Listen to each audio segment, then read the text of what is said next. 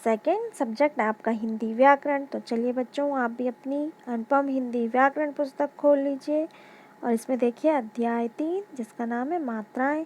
इस अध्याय में बच्चों हमने स्वर और स्वरों की मात्राओं के बारे में अध्ययन किया। इसमें हमने जाना कि विभिन्न स्वर और स्वरों से बने शब्दों के बारे में। और इसी क्रम में आगे बढ़ते हुए देखिए आप, आज हम अध्ययन करेंगे बिंदु और चंद्र बिंदु का। तो आप भी अपनी हिंदी की कॉपी निकाल लीजिए और उसमें पहले आज की दिनांक, अध्याय संख्या, अध्याय का नाम लिख लीजिए और फिर लिख लीजिए आप बिंदु और चंद्र बिंदु। तो यहाँ पर देखिए आप अंक के ऊपर क्या लगा है? अंक के ऊपर लगा है बिंदु।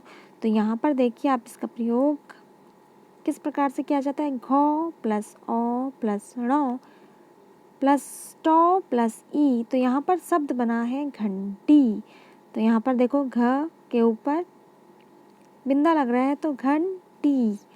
नौ की ध्वनि भी सुनाई दे रही है ना, घंटी। तो इस तरह से यहाँ पे शब्द बना घंटी। और फिर इसी का दूसरा उदाहरण है बंदर। तो बंदर में भी क्या है? बिंदा लगा हुआ है। तो यहाँ पर घंटी और बंदर शब्द में अंक की मात्रा का प्रयोग हो रहा है। फिर है यहाँ पे अ के ऊपर चंद्र बिंदु। तो यहाँ पर देखिए इसका उच्चारण किस प्रकार से किया जाता है? दो प्लस आ के ऊपर चंद्र बिंदु लगा है तो ये हो गया डा। फिर है तो प्लस औ तो।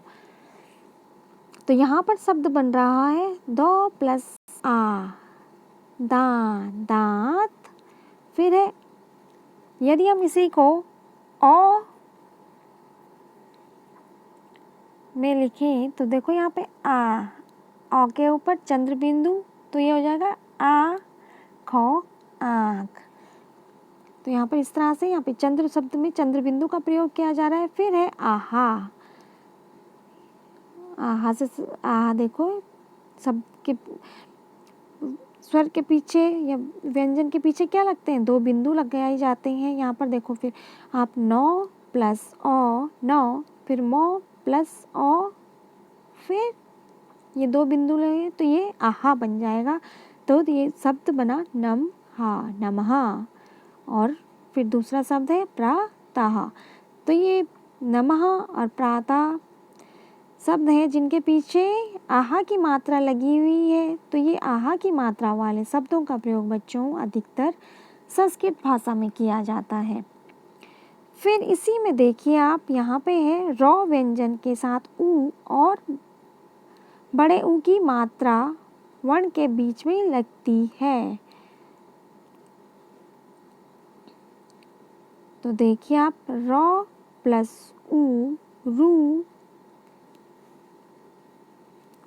यहाँ पे है रॉ प्लस ऊ रू। तो यहाँ पर देखिए आप, रॉ व्यंजन के साथ ऊ और बड़े ऊ की मात्रा वर्ण के बीच में लगती है। तो ये देख लो आप, रॉ प्लस ऊ छोटा ऊ का प्रयोग इस तरह किया जाता है, रॉ प्लस ऊ रू। तो रू की मात्रा इस तरह बनती है, जैसे ये देखिए आप, उदाहरण है रुपया और गुरु का उदाहरण दिया हुआ है। फिर इसी में है रॉ प्लस बड़ा ऊ। तो ये देखो आप, बड़े ऊ की मात्रा इस तरह से रॉ लिखा और फिर ये इस तरह से बड़े रू की मात्रा, ऊ की मात्रा, फिर जिसका उदाहरण है रूमाल और अमरूद। इसी में है बच्चों देखो, रॉ का अन्य व्यंजनों के साथ मेल। तो यहाँ पे रॉ का अन्य व्यंजनों के साथ प्रयोग देखो आप, जब कोई व्यंजन रॉ के साथ मिलता है तो रॉ उसके पैरों में लगता है। यहाँ पर बताया जा रहा है, जब कोई व्यंजन रॉ के साथ मिलता है तो रॉ का प्रयोग कहाँ होता है? उसके पैरों में किया जाता है। तो देखो आप, यहाँ पे क्या है? प प्लस रॉ। तो यहाँ पे रॉ व्यंजन से मिल रहा है, तो यहाँ पे बनेगा शब्द प्र बनेगा, जिसका उदाहरण है प्रकाश और प्रेम। तो यहाँ पर फिर देखो आप क व्यंजन है तो क में र मिल रहा है तो ये शब्द बन जाएगा क्रॉ। और ये क के देखो पैरों में ये नीचे की ओर से लग रहा है मात्रा र की, तो ये बन गया क्रॉ, जिसका उदाहरण है क्रम और क्रोध। यहाँ पर क्या है, यहाँ पे व्यंजन, यहाँ पे व्यंजन र के साथ मिल रहा है तो ये र उसके पैरों में लग रहा है। फिर दूसरे में देखो आप, जब र किसी व्यंजन के साथ मिलता है तो र उसके सिर पर लगता है। जैसे यहाँ पे ऊपर वाले में तो है कि जब व्यंजन र के साथ मिलता है, और नीचे वाले में है र जब किसी व्यंजन के साथ मिलता है तो र उसके सिर पर लगता है। तो जैसे ऊपर तो पहले व्यंजन आ गया, फिर र आ रहा है, और यहाँ पर क्या आ रहा है, यहाँ पर पहले र है और फिर व्यंजन आ रहा है। तो यहाँ पे पहले र लिखेंगे फिर प्लस करके म, तो ये म, ये तो फिर शब्द बनेगा धर्म। तो धर्म में देखो ध, फिर है र की ध्वनि सुनाई दे रही है, ध र म, धर्म। क्योंकि यहाँ पर र किसी व्यंजन के साथ मिल रहा है तो इससे पहले र आएगा। तो यहाँ पे ध र म, धर्म बना शब्द। फिर म र म, मर्म, कर्म, ये सब क्या है,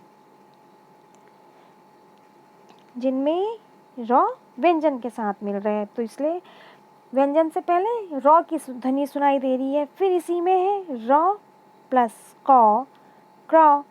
तो यहाँ पर देखिए तर्क, त र क, तर्क। फिर अ र क, अर्क। तो यहाँ पे र की ध्वनि पहले सुनाई दे रही है। तर्क, अर्क और चर्क, ये सभी शब्द जिनमें र किसी व्यंजन के साथ मिल रहा है। तो इसमें क्या है, ये र उसके सर पर लग रहा है। तो इसी तरह बच्चों आप भी र का प्रयोग व्यंजन के पैरों पर और र का प्रयोग आप उसके व्यंजन के सर पर लगाकर कुछ शब्द बनाने की भी कोशिश कीजिए। और बच्चों यह कार्य आज अपनी कॉपी में कर लीजिए। तो चलिए बच्चों, आज ये कार्य आप अपनी हिंदी की कॉपी में कर लीजिए। ओके बच्चों, थैंक यू।